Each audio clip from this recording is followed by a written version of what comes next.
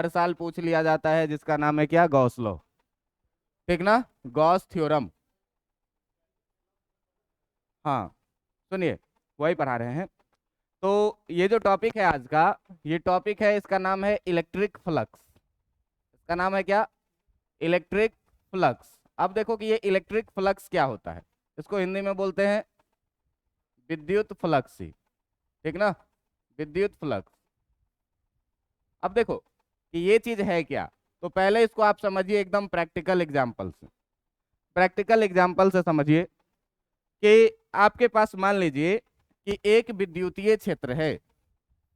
आपके पास मान लीजिए क्या, कि एक विद्युतीय क्षेत्र है, और इस विद्युतीय क्षेत्र में हम क्या किए कि कोई एक रिंग लेकर के गए। उस रिंग का कुछ ना कुछ एरिया होगा, उस रिंग का कुछ ना कुछ एरिया होगा। मान लो यहाँ से बहुत सारा लाइन पास कर रहा है, और हम इसमें क्या किए कि एक रिंग लिए और रिंग लेकर के गए, तो इस रिंग से होकर के कुछ ना कुछ लाइन पास करेगा कि नहीं करेगा, करेगा। तो इस एरिया से होकर के जितना लाइन परपेंडिकुलर पास कर रहा है, उसी नंबर ऑफ लाइन को हम लोग क्या बोलते हैं, विद्युत फ्लक्स बोलते हैं। मान लो ऐसे नहीं समझ में आया, घर में कूलर है तुम्हारे, या कभी कूलर देखे हुए हो।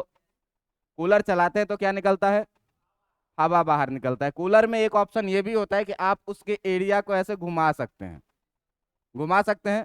तो अगर पूरा 90 डिग्री पे रखते हैं तो सबसे ज्यादा हवा आता है एकदम लंबवत सीधे, आता है कि नहीं। लेकिन आप उसी एरिया को थोड़ा सा क्या करिए, घुमा दीजिए। उसी एरिया को अगर आप थोड़ा सा घुमा दीजिए तो हवा का डायरेक्शन बदल जाएगा, लेकिन मात्रा भी कम हो जाता है। ध्यान दिए हैं कि नहीं दिए हैं। तो जितना हवा परपेंडिकुलर बाहर आ रहा है किसी एरिया से होकर के, उसी हवा को क्या बोलेंगे, एयर फ्लक्स बोलेंगे। बात समझ में आ रही है।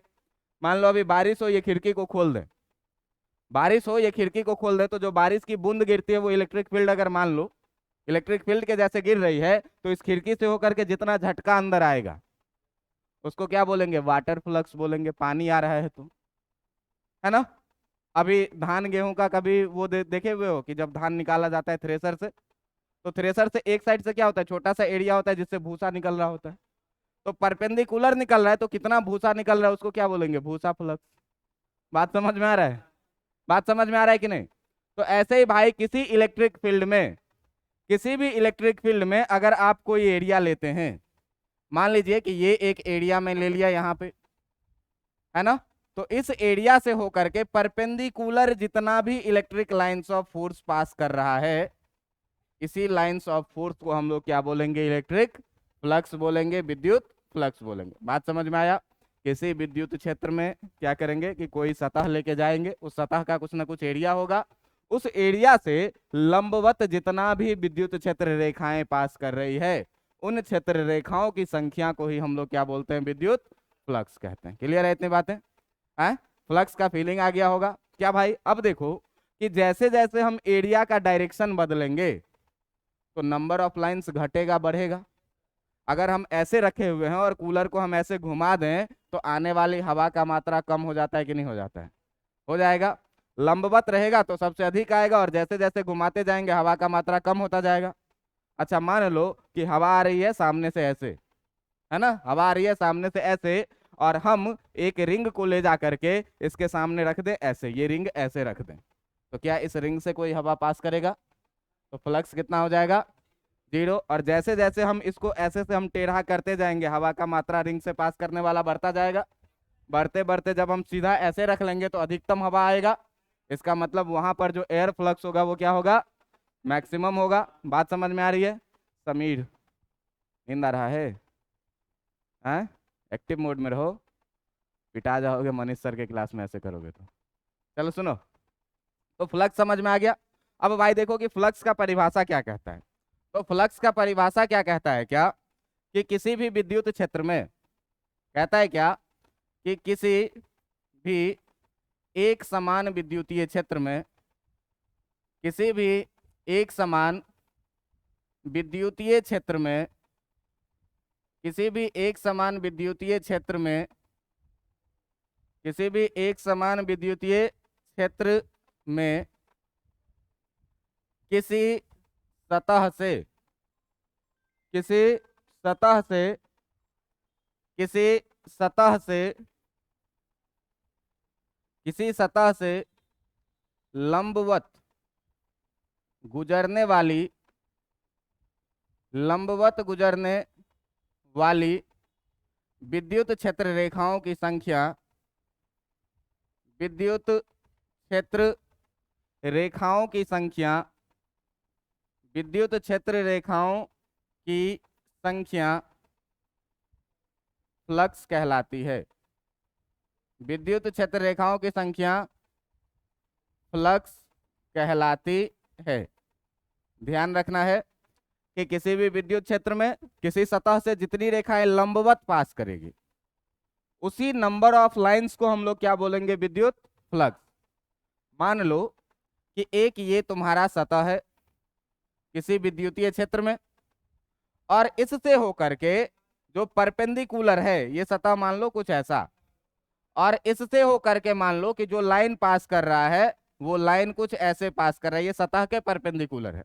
मतलब अगर ये सतह बोर्ड है तो बोर्ड से अगर परपेंडिकुलर लाइन पास कर रहे हैं, 5 लाइन पास कर रहा है, इसका मतलब फ्लक्स कितना होगा बोर्ड का? 5। 3 पास कर रहा है, इसका मतलब कितना होगा? बात समझ में आ रही है? अगर मान लो कि 2 लाइन पास कर रहा है तो यहाँ पर जो फ्लक्स को फाई से डिनोट करते हैं, ये फाई बराबर कितना होगा? अगर मान लो कि ये कोई सा सतह है और इस सतह से होकर के मान लो कि 5 लाइन परपेंडिकुलर पास कर रहा है, मान लो कि 5 लाइन परपेंडिकुलर पास कर रहा है, इसका मतलब जो यहाँ पर फ्लक्स है वो फ्लक्स का मान कितना है भाई? फ्लक्स का मान कितना है? ये हो गया क्या यहाँ पे फाई बराबर कितना? 5। मतलब सतह से लंबवत जितनी भी रेखाएं पास करेगी उसे ही हम लोग क्या कहेंगे? फ्लक्स कहेंगे। अब एक बात देखो कि अगर मैं इस रिंग को पकड़ के इस सतह को पकड़ के घुमाना शुरू कर दूं, तो घुमाना शुरू कर दूं तो पास करने वाले लाइनों की संख्या बदल जाएगी कि नहीं बदल जाएगी? बदल जाएगी कि नहीं बदल जाएगी? मान लो खिड़की से लंबवत हवा आ रही है और मेरे पास कोई ऐसा उपाय है कि मैं इस खिड़की को पकड़ूं और धीरे धीरे घुमाना शुरू कर दूं, तो अगर घुमाना शुरू कर दूं तो आने वाले हवाओं की मात्रा परिवर्तित होगी कि नहीं होगी? इसका मतलब यह है भाई कि अगर इस सतह का एरिया मान लो ए है तो इस क्षेत्रफल का दिशा बदलने से फ्लक्स परिवर्तित हो रहा है। तो क्षेत्रफल को तो अभी तक हम पढ़े थे कि क्षेत्रफल कैसा राशि है? वेक्टर की स्केलर, स्केलर है। लेकिन यहाँ दिशा का प्रभाव चूंकि देखा जा रहा है कि दिशा बदलने से क्षेत्रफल का फ्लक्स का मान बदल रहा है, तो यहाँ पर हम लोग क्षेत्रफल को जो है सो ट्रीट करेंगे कैसे? वेक्टर के जैसे। अब इस वेक्टर के जैसे ट्रीट करेंगे तो भाई साहब इस वेक्टर का एरिया कितना होगा और किस डायरेक्शन में होगा ये बात होगा। मैग्नीट्यूड और डायरेक्शन दोनों की बात होती है। तो यहां से आप सीधे सीधे शुरू करिए क्या? यहां से आप सीधे सीधे शुरू करिए क्या? एरिया वेक्टर कि एरिया जो है वो क्या चीज है? इसको आप बोलेंगे क्या? क्षेत्रफल सदिश। ठीक ना? क्षेत्रफल सदिश। अब देखो कि ये क्या है। तो क्षेत्रफल सदिश में 2 तरह के सतह आपके पास हो सकते हैं। एक होगा क्या? खुला सतह, और एक होगा क्या? बंद सतह। जैसे मान लो कि अगर मैं खाली इस बोर्ड का बात करूं तो ये ओपन सरफेस है, खुला हुआ सतह है। लेकिन अगर मैं एक बक्से का बात करूं और बक्से के अंदर तुम बैठ जाओ तो तुमको सतह कैसा दिखेगा? बंद। तो 2 तरह के सतह के लिए हम लोग बात करेंगे। तो खुले सतह के लिए कहता है क्या कि अगर सतह खुला हुआ है, यही बात तुमको रटना है और याद रखना है। कह रहा है क्या कि खुले सतह के लिए जो खुले सतह होगा, खुले सतह का दिशा सतह के लंबवत होता है, सतह के लंबवत होता है। जब भी क्षेत्रफल का बात करोगे, खुले सतह का क्षेत्रफल, खुले सतह के क्षेत्रफल का दिशा सतह के लंबवत होता है। यहाँ ये ऐड कर लेना कि खुले सतह के क्षेत्रफल का दिशा, खुले सतह के क्षेत्रफल का दिशा, खुले सतह के क्षेत्रफल का दिशा सतह के कैसा होगा? लंबवत। अब सतह के लंबवत में 2 तरीका हो रहा है। एक, अगर ये सतह है तो इससे लंबवत बाहर के तरफ और इसके लंबवत। तो अगर ओपन सरफेस है, खुला हुआ सतह है, तो इसके लिए आप किसी भी दिशा में ले सकते हैं, अंदर या बाहर के तरफ। ठीक है। लेकिन अब देखो ऐसा, मान ले कि ये मेरा फोन जो है ना, ये फोन मेरा है ओपन सरफेस, तो इसका एरिया वेक्टर है ये। अब इसको हमेशा सतह के लंबवत रहना है, तो अगर मैं इस एरिया को घुमाऊंगा तो ये वेक्टर भी क्या होगा? समझ में आ रहा है बात? तो ये फिक्स नहीं रहेगा। एरिया को जैसे जैसे घुमाएंगे वेक्टर भी क्या होगा, घूमेगा, क्योंकि हमेशा इसको कैसा रहना है, लंबवत। ये बाहर भी रह सकता है और ये अंदर भी रह सकता है खुले हुए सतह के लिए। लेकिन अभी रटवाऊंगा कि अपने को सवाल बनाते समय कोई एक डायरेक्शन मान के चलेंगे तो हमेशा बाहर की तरफ मान के चलते, ठीक है। लेकिन अगर बात करिए आप बंद सतह के लिए, तो बंद सतह का जो क्षेत्रफल होगा, बंद सतह का क्षेत्रफल का दिशा, बंद सतह का क्षेत्रफल का दिशा हमेशा सतह के लंबवत एवं बाहर की तरफ होती है। दिशा सतह के लंबवत एवं बाहर की तरफ होती है, लंबवत एवं बाहर के तरफ होती है। ध्यान देना है ये कि मान लो कि इस कमरे में हम लोग हैं, इसको आप ओपन सरफेस कंसीडर करिएगा कि क्लोज सरफेस कंसीडर करिएगा। बंद सतह है, इस बंद सतह में देखो कि 4 दीवार है अपने पास, एक फर्श है और एक छत है, 6 सतह है। तो अगर मैं बोलूं कि इस दीवार का तुम मुझे दिशा बताओ, तो क्षेत्रफल बताने के लिए तो तुम लेंथ इंटू ब्रेथ लगा दोगे, है ना। लेकिन अगर तुमसे मैं पूछूं कि इसका दिशा बताओ, तो तुमको दिशा बताने के लिए क्या है, इस सतह के लंबवत और बाहर के तरफ क्या करना है, सतह के अंदर तुम बैठ जाओ और जब भी तुमसे दिशा पूछा जाए तो तुम सीधे सीधे कहो क्या कि सतह के लंबवत और बाहर के तरफ। अगर छत का दिशा पूछा जाए तो सतह के लंबवत और ऊपर के तरफ। अगर फर्श का दिशा पूछा जाए तो सतह के लंबवत नीचे के तरफ। उस दीवार का पूछा जाए तो सतह के लंबवत बाहर के तरफ। हमेशा ये चीज याद रखिए। अब देखिए ओपन सरफेस और क्लोज सरफेस में कॉमन क्या है, बाहर की तरफ। इसमें अंदर बाहर दोनों डायरेक्शन हो सकता है, इसमें केवल बाहर। तो हम लोग अपने सवाल सॉल्व करते समय जो कंसीडरेशन रखेंगे वो एरिया वेक्टर हमेशा कैसा लेंगे, परपेंडिकुलर और सतह से बाहर के तरफ। क्लियर है इतनी बातें, परपेंडिकुलर और सतह से बाहर की तरफ। जैसे मान लो कि ये है कोई सा एरिया, सर्कल है ऐसे रखा हुआ है, तो इसका एरिया जो है, अगर मान लो कि इसका रेडियस आर है, तो इसका एरिया तो तुम लिख लोगे कितना, पाई आर स्क्वायर। इसका एरिया तो तुम लिख लोगे कितना, पाई आर स्क्वायर। लेकिन अगर तुमसे पूछे कि भाई इसका एरिया वेक्टर क्या होगा, तो इसके लंबवत होगा, जिसको हम लोग क्या बोलेंगे, एरिया वेक्टर। ये क्या है, इस सतह के लंबवत है। अब आपको पता है कि अगर एरिया ए है और इसको हमको वेक्टर फॉर्म में लिखना है, एरिया अगर ए है और इसको हमको वेक्टर फॉर्म में लिखना है, तो आपको पता है कि किसी भी स्केलर के साथ जब हम यूनिट वेक्टर को मल्टीप्लाई कर देते हैं तो ये क्या हो जाता है। तो अगर इसको वेक्टर में लिखना है भाई, वेक्टर में लिखना है, तो इसके साथ भी क्या करना पड़ेगा, एन कैप मल्टीप्लाई करना पड़ेगा कि नहीं। यहाँ पर कहेगा कि एन कैप क्या है भाई, तो एन कैप सदिश के अनुरूप इकाई सदिश है, ठीक ना। क्या, क्षेत्रफल सदिश के अनुरूप, क्षेत्रफल सदिश के अनुरूप जो है, क्षेत्रफल सदिश के अनुरूप क्या है, इकाई सदिश है, अनुरूप इकाई सदिश है। इतना ही बात आप हमेशा याद रखिएगा कि जो भाई साहब क्षेत्रफल का दिशा होता है, वो क्षेत्रफल का दिशा हमेशा कैसा होगा, सतह के लंबवत होगा और बाहर के तरफ, चाहे क्लोज सरफेस हो चाहे ओपन सरफेस हो।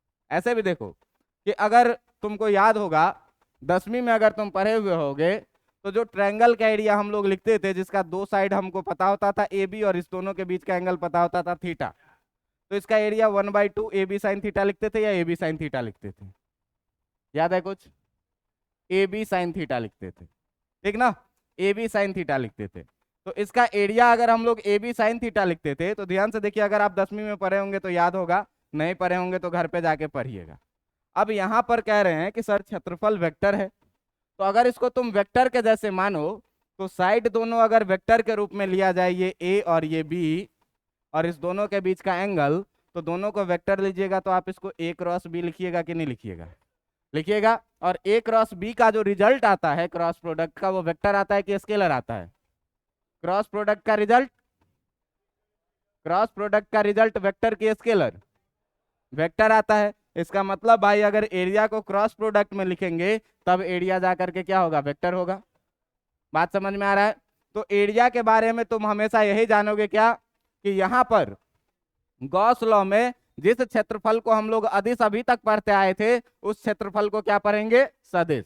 क्यों सदिश भाई, क्योंकि हम फ्लक्स का मान देख रहे हैं क्या, कि क्षेत्रफल का दिशा बदलने से बदल रहा है, दिशा का प्रभाव है, दिशा का प्रभाव है, मतलब क्या है, वेक्टर है ना। ये प्रॉपर्टीज ऑफ ट्रायंगल पढ़े हो 11th में मैथ्स में? हाँ, 1/2 ये भी है, एंगल होता है ऐसी। नहीं, ये दो वेक्टर में तुम दूसरा चीज बता रहे हो, ठीक ना? सुनो, अब सुनो, देखो यहाँ पर, अरे यार छोड़ दो इसको, चलो इधर देखो, इधर देखो, ये समझ में आ रहा है? एरिया को यहाँ कैसा कंसीडर करना है, वेक्टर की स्केलर, डायरेक्शन कैसा, परपेंडिकुलर और अंदर की तरफ की बाहर की तरफ, हमेशा सतह के अंदर बैठ जाना और परपेंडिकुलर बाहर की तरफ एरिया लेना। क्लियर है बात? अब देखो कि जो विद्युत फ्लक्स है, जो तुम्हारा विद्युत फ्लक्स है उसे फाई के द्वारा निरूपित किया जाता है, ठीक ना? क्या? विद्युत फ्लक्स को, विद्युत फ्लक्स को, विद्युत फ्लक्स को फाई के द्वारा निरूपित किया जाता है, फाई के द्वारा निरूपित किया जाता है। अब देखो कि फाई के द्वारा जब निरूपित किया जाता है तो फाई को कैसे निकाला जाएगा? फाई के द्वारा निरूपित किया जाता है, कहता है क्या, कहता है क्या कि फाई बराबर जो होता है तुम्हारा फ्लक्स बराबर, ठीक ना? फ्लक्स बराबर क्या कहता है? फ्लक्स बराबर क्या कहता है? कहता है कि विद्युत क्षेत्र गुने, कहता है क्या कि विद्युत क्षेत्र गुने गुने गुने विद्युत क्षेत्र गुने लंबवत गुने लंबवत लंबवत क्षेत्रफल, ठीक ना? अच्छा, क्षेत्र को और क्षेत्रफल को, एक को किसी को पूरा लिख लेते हैं, ठीक ना?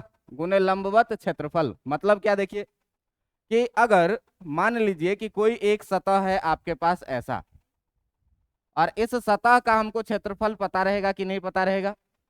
इस सतह का क्षेत्रफल आपको पता रहेगा। इस सतह का अगर क्षेत्रफल है, मान लीजिए कि इस सतह का क्षेत्रफल है कितना, ए, इसका एरिया है कितना, ए, और इससे जो लंबवत पास करने वाली विद्युत क्षेत्र है उसकी तीव्रता, इससे जो लंबवत पास करने वाली विद्युत क्षेत्र है उसकी तीव्रता, अगर मान लो कि उसकी तीव्रता दी हुई है ई, अगर इससे लंबवत पास करने वाली विद्युत क्षेत्र की तीव्रता दी हुई है ई, तो तुमको इसका परिभाषा क्या कह रहा है? इसका परिभाषा कह रहा है भाई कि जो तुम्हारा विद्युत फ्लक्स होगा वो विद्युत क्षेत्र की तीव्रता और गुने क्षेत्रफल, कैसा क्षेत्रफल? जो क्षेत्रफल इसके क्या हो, लंबवत हो, जो क्षेत्रफल इसके क्या हो, लंबवत हो। बात समझ में आ रही है? अब एक चीज देखिए कि विद्युत, ऐसे लिख लोगे कि विद्युत क्षेत्र की तीव्रता तथा लंबवत क्षेत्रफल के गुणनफल के बराबर होता है, ठीक ना? लिख दूं ये चीज, लिख दूं? चलो लिख देता हूं, फिर इसको मिटाओ, नीचे लिख दूंगा तो अच्छा लगेगा, ठीक ना? कह रहा है क्या, यहां से कह रहा है क्या कि विद्युत फ्लक्स, कह रहा है क्या कि विद्युत फ्लक्स विद्युत क्षेत्र की तीव्रता, विद्युत क्षेत्र की तीव्रता, विद्युत क्षेत्र की तीव्रता तथा तथा लंबवत क्षेत्रफल तथा लंबवत सतह के क्षेत्रफल तथा लंबवत सतह के क्षेत्रफल के गुणनफल के बराबर होता है, के गुणनफल के बराबर होता है। अब देखिए कि बराबर होता है का मतलब क्या हुआ भाई कि ये जो सतह है इस विद्युत क्षेत्र के लंबवत है कि नहीं है? लंबवत है। लंबवत है तो कह रहा है कि जो फाई आप लिखिएगा वो विद्युत क्षेत्र की तीव्रता ई है ना, और गुने क्षेत्रफल लंबवत जो है वो कितना, ए है। ये ध्यान देना, ये ए हमेशा कैसा होना चाहिए, परपेंडिकुलर होना चाहिए। अब तुम्हारे मन में सवाल आ रहा होगा कि अगर ऐसा भी तो हो सकता है कि ये सतह विद्युत क्षेत्र के लंबवत ना हो, सतह क्या हो, विद्युत क्षेत्र के लंबवत ना हो। तो जब भाई सतह विद्युत क्षेत्र के लंबवत नहीं होगा, ठीक ना, जब सतह क्या होगा, विद्युत क्षेत्र के लंबवत नहीं होगा, उस समय में हम लोग कैसे निकालेंगे, इस पर जरा सा ध्यान दीजिएगा।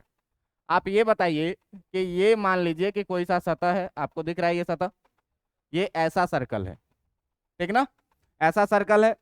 इस सर्कल से क्या कह रहा है कि कोई एक इलेक्ट्रिक फील्ड आपका पास कर रहा है, इसके केंद्र से पास कर रहा है ऐसे इलेक्ट्रिक फील्ड लाइंस जो इसके सतह से बना रहा है थीटा कोण, जो इसके सतह से कितना कोण बना रहा है, थीटा कोण। अब जरा सा हमको ये बताओ कि थीटा कोण जैसे ही तुम लोगे तो अगर इसका एरिया वेक्टर का हम लोग बात करें तो इसका एरिया वेक्टर परपेंडिकुलर और बाहर के तरफ होगा। एरिया वेक्टर कैसा होगा, परपेंडिकुलर और बाहर के। ये सतह है तो एरिया वेक्टर परपेंडिकुलर और बाहर के तरफ ये है। अब देखिए कि अगर इसका नाम मैंने रख दिया एरिया वेक्टर, ये वेक्टर ए है, ठीक ना। ये ध्यान देना कि सतह पे लंबवत दिखने के लिए एक हम इमेजिनरी लाइन यहाँ डाल दे रहे हैं, जिस इमेजिनरी लाइन से ये लगे क्या कि ये जो है वो सतह के क्या है, लंबवत है, ठीक ना। एरिया वेक्टर हो गया। अच्छा, इस चीज को मैंने क्या बोला है कि एक इलेक्ट्रिक फील्ड है जो मान लो इस एरिया वेक्टर के साथ बना रहा है कितना कोण, थीटा कोण। इस एरिया वेक्टर के साथ बना रहा है कितना कोण। अब देखो कि अगर थीटा कोण पे इलेक्ट्रिक फील्ड पास कर रहा है, थीटा कोण पे इलेक्ट्रिक फील्ड पास कर रहा है तो भाई इस इलेक्ट्रिक फील्ड को दो रेक्टेंगुलर कंपोनेंट में तुम तोड़ सकते हो कि नहीं तोड़ सकते हो, घुमा सकते हो। घुमा सकते हो कैसे, जिसके साथ थीटा लगा हुआ है उसके साथ कॉस थीटा और जिसके साथ नहीं लगा हुआ है उसके साथ, मतलब इस ए को जब इधर लेके आएंगे तो ये कितना हो जाएगा, ई कॉस, और जब इसको इधर लेके आएंगे तो ये कितना हो जाएगा, ई साइन। कोई दिक्कत है आपको। अब आपको ये बताना है कि इस सतह के लंबवत ई कॉस थीटा जा रहा है कि ई साइन थीटा जा रहा है, ई कॉस थीटा जा रहा है।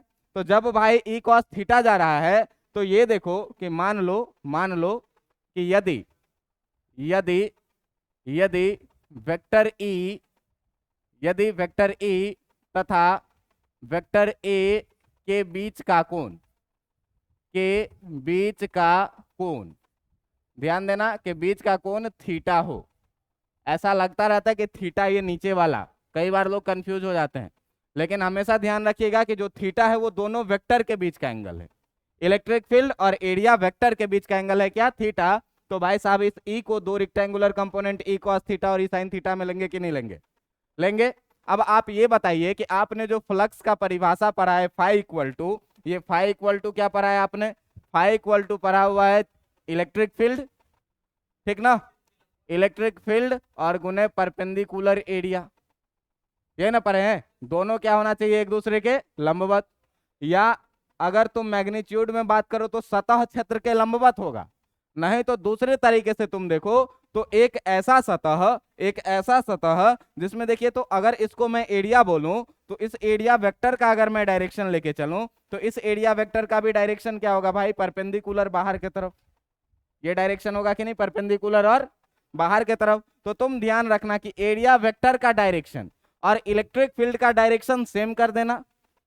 एरिया वेक्टर का डायरेक्शन और इलेक्ट्रिक फील्ड का डायरेक्शन क्या कर देना, सेम कर देना, और दोनों को गुना कर देना, तुम्हारा फ्लक्स निकल जाएगा। तो तुम यहां भी देखो कि यहां भी तुमने क्या किया है कि या तो इलेक्ट्रिक फील्ड को घुमा करके एरिया के डायरेक्शन में ले आओ तब भी परपेंडिकुलर हो जाएगा, नहीं तो एरिया को ही घुमा करके इलेक्ट्रिक फील्ड में भी तो ले जा सकते हैं। इस दोनों को परपेंडिकुलर करने के लिए आप दो काम कर सकते हैं, या तो इलेक्ट्रिक फील्ड को सीधा कर लीजिए या तो इस सतह को ही क्या करिए, घुमा दीजिए।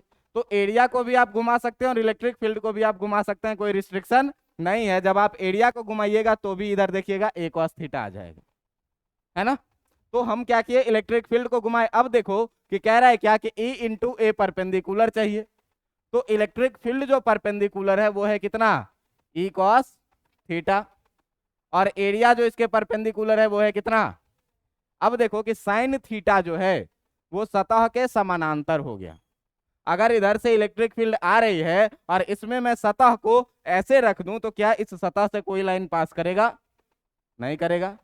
सतह को कुछ ऐसे रखेंगे, ऐसे करके घुमा करके ऐसे लाएंगे, और जैसे ये समानांतर हुआ इससे होकर के कोई लाइन पास नहीं करेगा। लाइन पास नहीं करेगा तो फ्लक्स का मान कितना हो जाएगा, 0। समझ में आ रहा है। तो देखो कि जो ई साइन थीटा है वो ई साइन थीटा क्या हो गया, सतह के समानांतर हो गया या एरिया वेक्टर के लंबवत हो गया, है ना। ई साइन थीटा एरिया वेक्टर के लंबवत अतः सतह के समानांतर हो गया, तो ई साइन थीटा के कारण कोई फ्लक्स नहीं होगा। तुम ऐसे सोचो यार कि अगर ये मान ले कि ये सतह जो है अपना ये बोर्ड है और इस बोर्ड से एरिया वेक्टर जो है इस बोर्ड का वो एरिया वेक्टर रहेगा ऐसा परपेंडिकुलर बाहर की तरफ। अब परपेंडिकुलर बाहर की तरफ है, ये है electric field E cos theta E sine theta. तो ई साइन थीटा कैसा हो गया, ऐसा। ये बोर्ड से पास करेगा क्या, बोर्ड से नहीं पास करेगा तो फ्लक्स होगा क्या, तो जब सतह से पास ही नहीं कर रहा है, इसका मतलब इसके कारण कोई फ्लक्स नहीं हो रहा है। तो ई साइन थीटा के बारे में जरा सा आप अगर लिखेंगे तो ई साइन थीटा के बारे में क्या लिखेंगे कि जो ई साइन थीटा है वो सतह के समानांतर है, एरिया वेक्टर के लंबवत है, अतः इसके कारण कोई फ्लक्स नहीं होगा। तो यहां पर लिख लो साइड में, साइड में क्या लिख लो, साइड में क्या लिख लो कि ई साइन थीटा के बारे में, कि साइड में क्या लिख रहे हैं कि ई साइन थीटा जो है वो ई साइन थीटा वेक्टर ए के लंबवत है। वेक्टर ए के कैसा है? लंबवत है, अतः ये सतह के समानांतर है, अतः सतह के समानांतर है। सतह के कैसा है? समानांतर।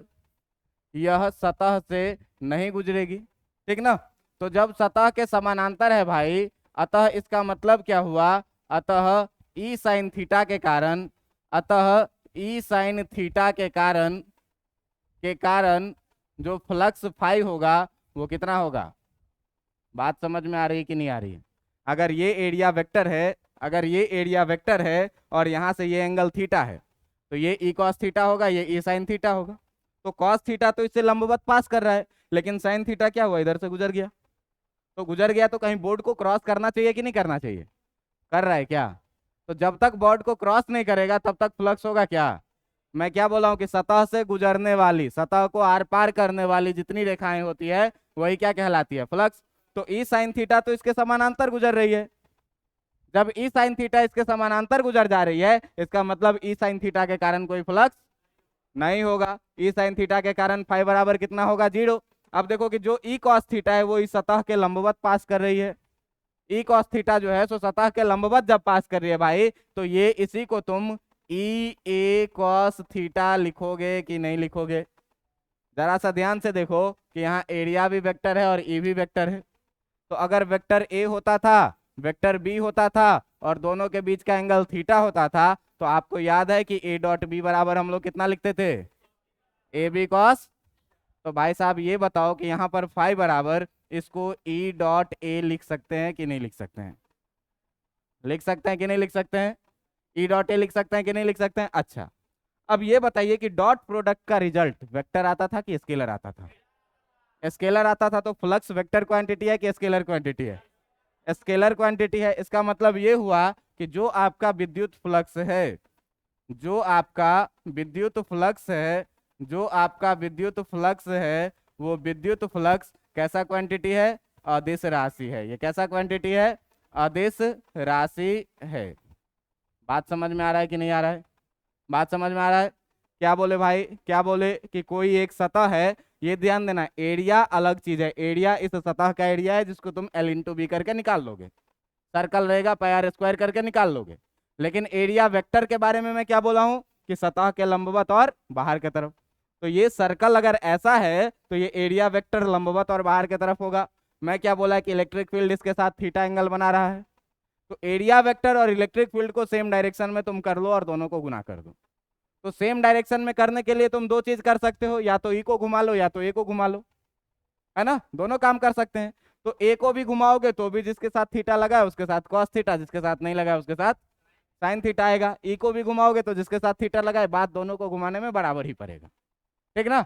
ई ए में से किसी को भी आप ई को रिजोल्यूट कराना आसान दिख रहा है जो समझ में आ जाए, तो इसीलिए हम ई को रिजोल्यूट करवाए हैं। अब देखो कि दोनों क्या हो गया, लंबवत पास कर रहा है इलेक्ट्रिक फील्ड इस सतह से, दोनों को गुना कर देंगे तो फ्लक्स निकल जाएगा। फ्लक्स निकल जाएगा भाई, तो देख रहे हैं कि कॉस थीटा में आ रहा है, कॉस थीटा में आ रहा है, इसका मतलब ये कैसा जाएगा? डॉट प्रोडक्ट में जाएगा। डॉट प्रोडक्ट का रिजल्ट कैसा आता है? आदेश। इसका मतलब ये कैसा राशि है?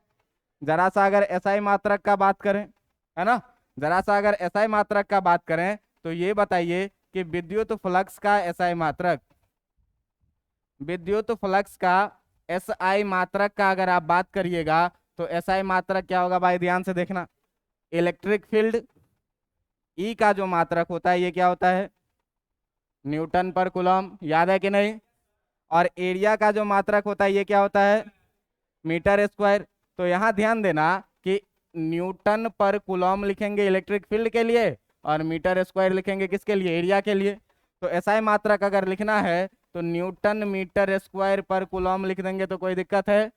नहीं कोई दिक्कत है तो एसआई मात्रक न्यूटन मीटर स्क्वायर पर कूलम होता है। अच्छा देखिए, इसका कुछ दूसरा दूसरा मात्रक भी होता है बोल्ट के टर्म में, तो लेकिन बोल्ट तो अभी पढ़े नहीं है, पोटेंशियल अभी नहीं पढ़े हैं, तो जिस समय में हम आपको पोटेंशियल पढ़ाएंगे उस समय में इस सबको बोल्ट में बदलना हम सिखा देंगे, क्योंकि एग्जाम में ऑब्जेक्टिव में ये पूछ देता है। अभी मैं हर का एसआई मात्रक केवल लिखवाया हूँ, और इसी को बदल बदल करके बोल्ट पर कूलम में, बोल्ट पर मीटर में ऐसे भी लिखा हुआ होता है। जैसे इलेक्ट्रिक फील्ड पढ़े हो ना, न्यूटन पर कूलम, इसका एसआई मात्रक बोल्ट पर मीटर भी होता है, लेकिन बोल्ट के बारे में भी आप जानते नहीं है, इसके साथ रिलेशन नहीं जानते, इसलिए मैंने नहीं बताया है, ठीक ना। आप अगर डीपीपी बनाए होंगे तो उसमें एक जगह बोल्ट पर मीटर लिखा हुआ है इलेक्ट्रिक फील्ड, ध्यान दीजिएगा, तो वो न्यूटन पर कूलम ही उसको कंसीडर करके चलना है। जिस समय मैं बोल्ट पढ़ाऊंगा, पोटेंशियल पढ़ाऊंगा, उस समय में मैं इसको इससे रिलेट कर दूंगा, सारी चीजें एकदम आपको समझ में आ जाएगी। क्लियर है इतनी बातें? इतनी बातें क्लियर है फ्लक्स के लिए? तो फ्लक्स को भाई हमेशा क्या लिखोगे, ई डॉट ए। अभी तक देखो कि जो अपना सतह था, अभी तक जो अपना सतह था वो क्या था, प्लेन सरफेस था।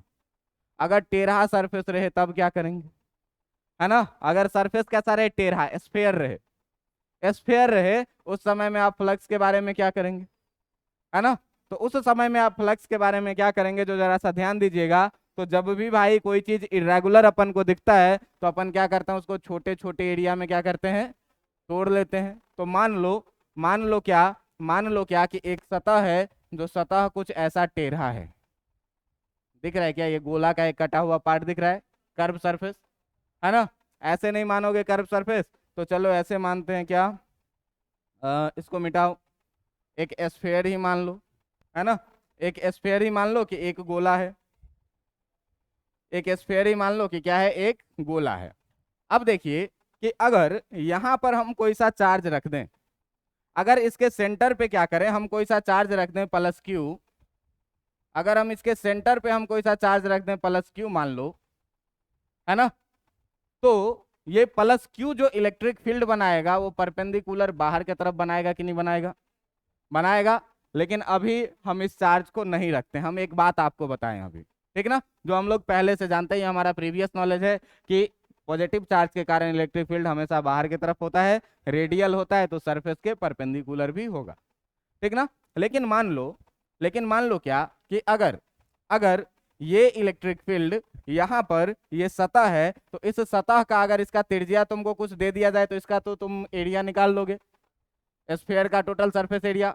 मान लो कि यहां से ये छोटा सा एरिया बना रहा है कितना, डीएस, ये छोटा सा एरिया कितना बना रहा है, डीएस, और इस डीएस का जो एरिया वेक्टर होगा वो परपेंडिकुलर बाहर के तरफ होगा कि नहीं होगा।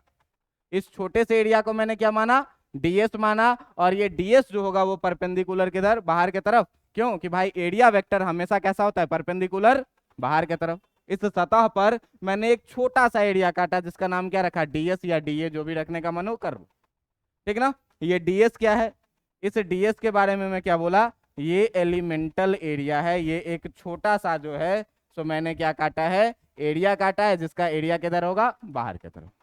अब मान लो कि अगर एक इलेक्ट्रिक फील्ड इससे, अगर एक इलेक्ट्रिक फील्ड इससे थीटा एंगल पे पास कर रहा है, अगर एक इलेक्ट्रिक फील्ड इससे एंगल बना रहा है थीटा, तो अभी ही आपने क्या पढ़ा है कि इस छोटे से एरिया के कारण, एक चीज बताओ, सरफेस जितना बड़ा होगा लाइन उतना अधिक पास करेगा, सरफेस जितना छोटा करते जाएंगे एरिया उतना कम होता जाएगा, है ना। तो जब एरिया उतना कम होता जाएगा तो भाई ये तो बहुत छोटा सा एरिया मैंने इसके सतह पे काटा है, इस बहुत छोटे से एरिया से जो फ्लक्स होगा वो भी कितना होगा, बहुत ज्यादा छोटा होगा। तो इस फ्लक्स के कारण, इसके कारण जो छोटा सा फ्लक्स है उसको तुम क्या मान लो, डी फाई। तो डी फाई इक्वल टू ये बताओ कि ई डॉट डी एस लिखेंगे कि नहीं लिखेंगे। अभी पढ़े थे phi equal to E dot A लिखते हैं, तो यहाँ पर इलेक्ट्रिक फील्ड ई है और एरिया कितना है, डीएस, तो ई डॉट डीएस लिखेंगे कि नहीं लिखेंगे। जब ई डॉट डीएस लिखेंगे भाई, तो अगर बात करोगे कुल फ्लक्स के लिए, तो कुल फ्लक्स के लिए जब भी बात करोगे तो कुल फ्लक्स के लिए दोनों तरफ क्या करोगे, इंटीग्रेट करोगे। तो कुल फ्लक्स के लिए जब दोनों तरफ तुम इंटीग्रेट करोगे तो इधर आ जाएगा integration d phi, phi equal to कितना हो जाएगा, इंटीग्रेशन ऑफ डी फाई, और इधर हो जाएगा क्या, integration E dot D S. बात समझ में आ रहा है, कितना हो जाएगा, ई डॉट डी एस। और इसी चीज को आपको क्या करना है, याद रखना है कि इलेक्ट्रिक फ्लक्स फाई बराबर इंटीग्रेशन कितना होता है, ई डॉट डी एस। ठीक ना, ये चीज अगर आपको याद रहेगा तो देखिए यहीं से गॉस लॉ निकल के आता है। अब कैसे गॉस लॉ निकल के आता है ये देखो, तो यहीं से जो गॉस लॉ निकल के आता है वो कैसे निकल के आता है ये देखो। मान लो कि यही स्फेरिकल बॉडी है और इसी स्फेरिकल बॉडी पे ध्यान देना, इस स्फेरिकल बॉडी का सुनना कि इस स्फेरिकल सरफेस का तुमको रेडियस दिया हुआ है क्या, कि इसका रेडियस है कितना आर। इस पर एक केंद्र पर एक चार्ज रखा हुआ है प्लस क्यू, प्लस क्यू, और कह रहा है कि इस प्लस क्यू के कारण आप क्या करिए, फ्लक्स निकाल के हमको बताइए, फ्लक्स निकाल के हमको क्या करिए बताइए। तो कहता क्या है कि आपको क्या कहे कि ये तो कर्व सरफेस है, तो कर्व सरफेस है तो भाई अपने पास जुगाड़ क्या है कि इसको छोटे छोटे एरिया में तोड़ेंगे। तो छोटे छोटे एरिया में तोड़ेंगे तो हम मान लिए कि कहीं पर भी जो है एक छोटा सा एरिया जो काटे, उस एरिया का नाम हम क्या रखे, डीएस। परपेंडिकुलर बाहर की तरफ हमेशा डायरेक्शन होगा कि नहीं होगा, होगा। ये पॉजिटिव चार्ज है भाई, तो इस पॉजिटिव चार्ज के कारण जो इलेक्ट्रिक फील्ड का डायरेक्शन होगा ई, ये भी बाहर की तरफ होगा कि नहीं होगा।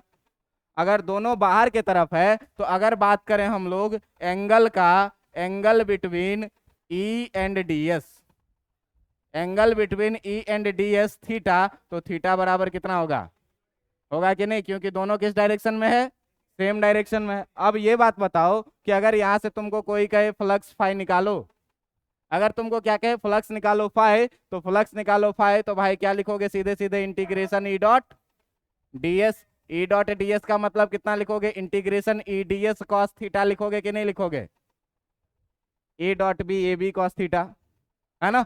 ई डीएस कॉस थीटा लिखिएगा, थीटा का वैल्यू कितना है भाई, तो ई डीएस कॉस 0 डिग्री लिखोगे कि नहीं लिखोगे। जब लिखोगे तो कॉस 0 डिग्री का वैल्यू कितना होता है, ई डीएस होगा कि नहीं। अच्छा ये बताइए कि ये क्यू, यहाँ भी सतह पर कहीं भी अगर इस क्यू से डिस्टेंस देखा जाए तो ये तो आर ही होगा, तो आर कांस्टेंट है, इसका मतलब सतह के हर एक बिंदु पर ई का मान क्या होगा, एक समान होगा, है ना।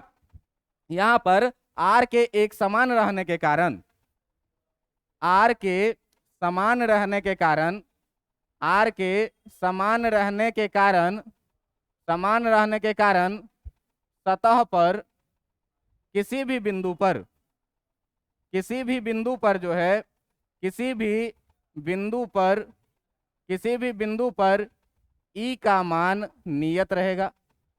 ई का मान क्या रहेगा, कांस्टेंट रहेगा।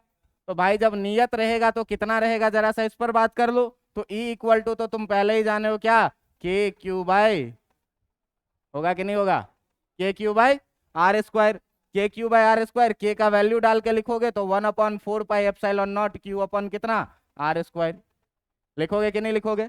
अब ई अगर कांस्टेंट है तो इंटीग्रेशन में तो कांस्टेंट बाहर आता है, तो जब कांस्टेंट इंटीग्रेशन में बाहर आता है तो भाई साहब ये बताइए कि phi equal to E times integration of ds लिखेंगे कि नहीं लिखेंगे, लिखेंगे। अब देखिए, अब देखिए आप यहां से ध्यान से देखिए कि अगर ऐसा ऐसा इन्फानाइट एरिया मैं इस पे काट लूं और फिर सारे एरिया को मैं जोड़ दूं तो इस स्फेयर का टोटल सरफेस एरिया हो जाएगा कि नहीं, हो जाएगा कि नहीं हो जाएगा। तो अगर इसका टोटल सरफेस एरिया हो जाएगा भाई, तो इस फाई को मैं ई इंटू इंटू इंटू गोले का कुल पृष्ठ का क्षेत्रफल लिख लूं तो कोई दिक्कत है, गोले का कुल पृष्ठ का क्षेत्रफल, गोले के कुल पृष्ठ का क्षेत्रफल हो जाएगा कि नहीं। छोटा छोटा में तोड़े और फिर से जोड़ दिए तो गोला बन गया, तो गोला का पूरा क्षेत्रफल होगा कि नहीं, डीएस डीएस डीएस इंटीग्रेशन को जोड़ दिए तो पूरा गोले का क्षेत्रफल हो गया कि नहीं हो गया। अब जब पूरा गोले का क्षेत्रफल हो गया दोस्त, तो फाई बराबर ई का वैल्यू अभी तुम पीछे पढ़े हो कि 1/4 pi epsilon naught q by r square होता है, और इनटू गोले के संपूर्ण पृष्ठ का क्षेत्रफल तुमको याद होगा कि 4 पाई आर स्क्वायर होता है। तो ध्यान से देखोगे कि 4 पाई से 4 पाई जाएगा, आर स्क्वायर से आर स्क्वायर जाएगा, और फाई इक्वल टू बचेगा कितना, क्यू बाय एप्सिलॉन नॉट।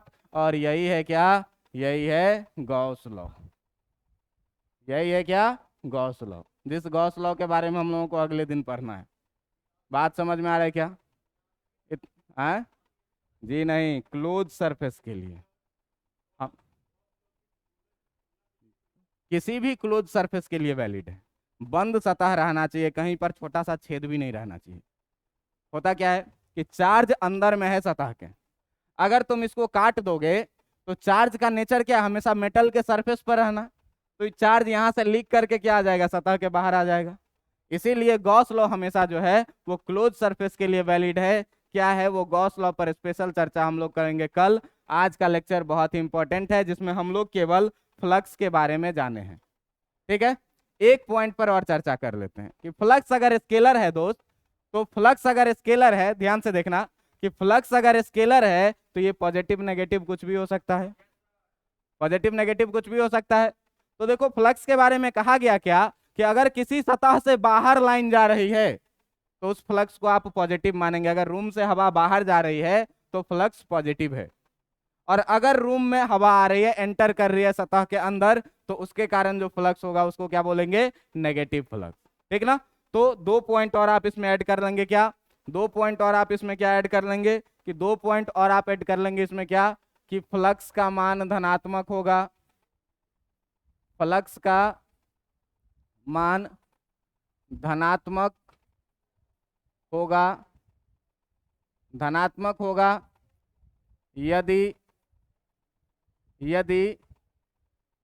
विद्युत क्षेत्र रेखा, यदि विद्युत क्षेत्र रेखा, यदि विद्युत क्षेत्र रेखा सतह से बाहर जा रही हो, सतह से बाहर जा रही हो तथा ऋणात्मक होगा, तथा ऋणात्मक होगा, तथा ऋणात्मक होगा यदि क्षेत्र रेखा, यदि क्षेत्र रेखा सतह के अंदर आ रही हो, सतह के अंदर आ रही हो। ये भी 2 पॉइंट आप याद रखेंगे, क्या कि पॉजिटिव फ्लक्स का मतलब क्या, लाइन सरफेस से बाहर जाएगा, और नेगेटिव फ्लक्स का मतलब क्या, लाइन सरफेस के अंदर आएगा। जैसे यहाँ देखो कि अगर पॉजिटिव चार्ज है, अगर पॉजिटिव चार्ज है तो लाइन किधर जाएगा, तो फ्लक्स कैसा होगा, पॉजिटिव होगा, और अगर नेगेटिव चार्ज रहता तो लाइन किधर आता, तो फ्लक्स कैसा होता। अब देखो इसमें तुम फिर ये रटना नहीं, थीटा बराबर 0 डिग्री है, यहाँ पे बाहर के तरफ है तो फ्लक्स पॉजिटिव आता। अगर ये इलेक्ट्रिक फील्ड नेगेटिव रहता तो अंदर के तरफ आता, थीटा बराबर कितना हो जाता, अब 180 डिग्री, कॉस 180 डिग्री का वैल्यू कितना, ऑटोमेटिक नेगेटिव। प्रूवन, प्रूवन, कोई दिक्कत, तो रटना नहीं, खाली बाहर जाएगा अंदर आएगा, क्या होता है, बाहर जाएगा तो थीटा 0 डिग्री, इसीलिए कॉस 0 डिग्री 1 तो पॉजिटिव, और अगर अंदर आएगा तो थीटा 180 डिग्री, कॉस 180 डिग्री का वैल्यू -1, इसीलिए फ्लक्स क्या। इतना चीज आप लोग पढ़ के आइएगा, तो अगले दिन हम लोग गॉस लॉ पर चर्चा करेंगे या फ्लक्स पर कुछ क्वेश्चन करेंगे। क्लियर है इतनी बातें, चलिए काफी आज की।